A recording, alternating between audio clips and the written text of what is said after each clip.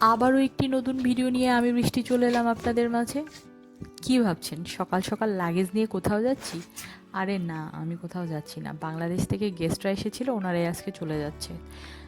তো ওনাদের বাসে উঠিয়ে দিয়ে তারপর আমরা চলে যাচ্ছি সকালে টিফিনটা করতে। সকাল এখন 8টাও বাজেনি। তো আমরা চলে এসেছি।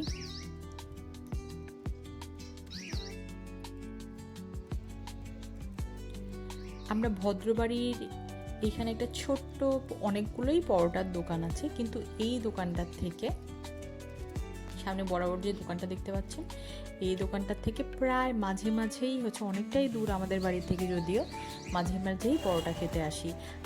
আর এইখানকার থাবড়ানো পরোটা ভীষণই বিখ্যাত।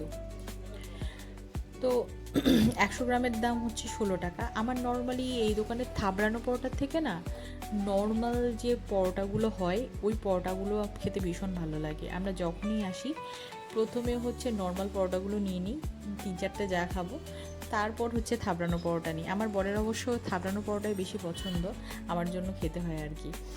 যাই হোক, কিন্তু একটা কথা না বললেই না, আপনারা তো সবাই জানেন আমি বাংলাদেশের মেয়ে।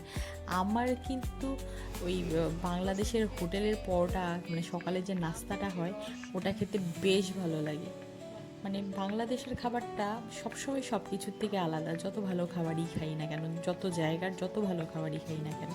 হ্যাঁ, আমার সাথে একমত হয়ে থাকলে বা কারো কোনো মতামত থাকলে অবশ্যই কমেন্ট বক্সে এসে জানাবেন। হ্যাঁ, তারপরে আমাদের যখন ওই নর্মাল পরোটা খাওয়া শেষ হয়ে গেল, তখন আমরা 150 গ্রামের মতো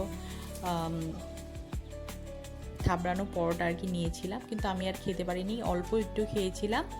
তারপর লাস্টে বেরোনোর আগে মেয়ের জন্য একটুখানি পরোটা নিয়ে নিয়েছিলাম, কারণ সব বাড়িতে গিয়ে আর টিফিন করবো না ভাবছিলাম। মেয়ে এই তরকারি আর খাইনি, মেয়ের জন্য একটা ডিম সেদ্ধ করে দিলাম। যাওয়ার পথে আবার একটু মাছ বাজারে গিয়েছিলাম, পাশেই মাছের দোকান ছিল, কিন্তু মাছের এত দাম চাইছিল না, তাই বরকে টেনে নিয়ে চলে এসেছি। তো বাড়ি এসে দেখলাম কয়েকটা নারকেল নষ্ট হচ্ছে, আর ওরও অফিস যাওয়ার আগে অনেকটাই সময় ছিল, তাই বরকে দিয়ে নারকেল কাটাতে বসিয়ে দিয়েছি। আমার ভিডিওগুলো আপনাদের ভালো লাগলে অবশ্যই লাইক, কমেন্ট আর সাবস্ক্রাইব